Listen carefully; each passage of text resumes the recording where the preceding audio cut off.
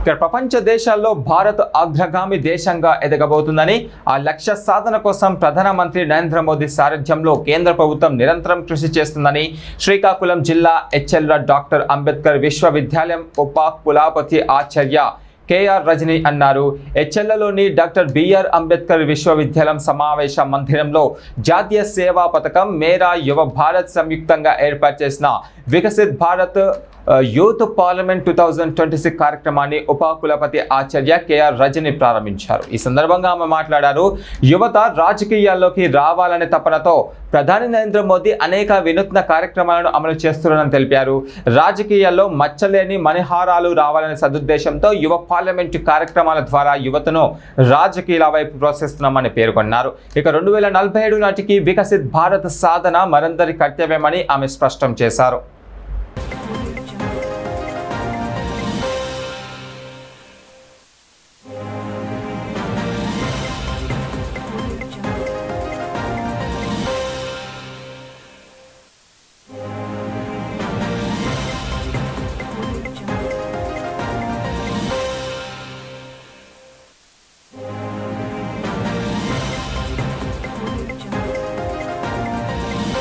Given to all the students across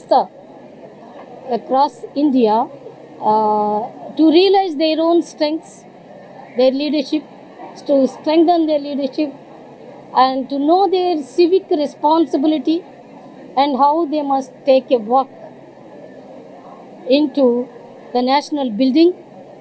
And also,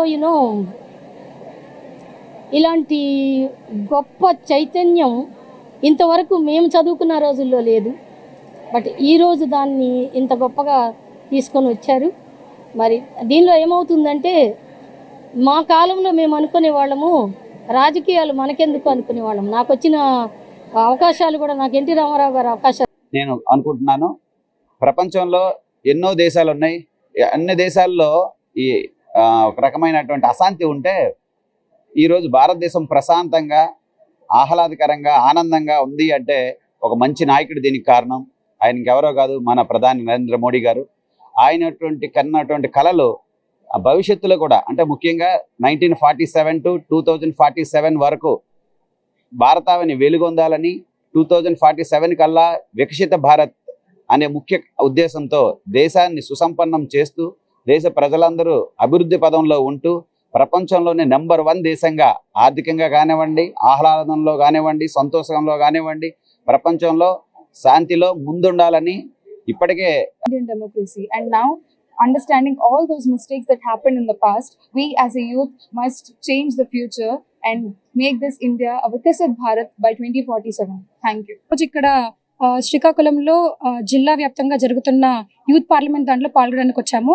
ముందుగా మన PM అయిన మోడీ గారు ఇది ఎంతో ఘనంగా దేశవ్యాప్తంగా మొత్తం దీన్ని కండక్ట్ చేస్తున్నారు. దీనికి చాలా సంతోషంగా ఉంది. ఎందుకంటే ప్రెసెంట్ ఇండియాలో చాలా ప్రాబ్లమ్స్ ఉన్నాయి. లైక్ మనం the country in international level. So PM Modi గారికి ఎస్పెషల్లీ ఇంత గ్రాండ్ గా దీన్ని కండక్ట్ చేసినందుకు థ్యాంక్స్ చెప్తున్నాం ఫ్రమ్ IIIT ఇన్ శ్రీకాకుళం. నమస్తే అందరికీ, నా పేరు జాహ్నవి. నేను గవర్నమెంట్ ఉమెన్స్ కాలేజ్ నుండి మాట్లాడుతున్నాను. సో ఫస్ట్లీ మాకు యూత్కి మెయిన్గా ఇంత ఆపర్చునిటీ ఇచ్చినందుకు ప్రైమ్ మినిస్టర్ శ్రీ నరేంద్ర మోడీ గారికి ఫస్ట్ థ్యాంక్స్ చెప్తున్నాను.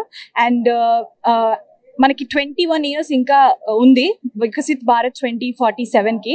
సో ఇంతలోపు మెయిన్గా యూత్ ఏం చేయాలి, మా థాట్స్, మా లైక్ ఎలా యూజ్ అవుతుంది మా థాట్స్ అనేవి చెప్పే అవకాశం ఇచ్చినందుకు హయ్యర్ మినిస్ట్రీ, యూత్ అండ్ అఫైర్స్కి అండ్ ఆర్ ప్రైమ్ మినిస్టర్ గారికి స్పెషల్ థ్యాంక్స్.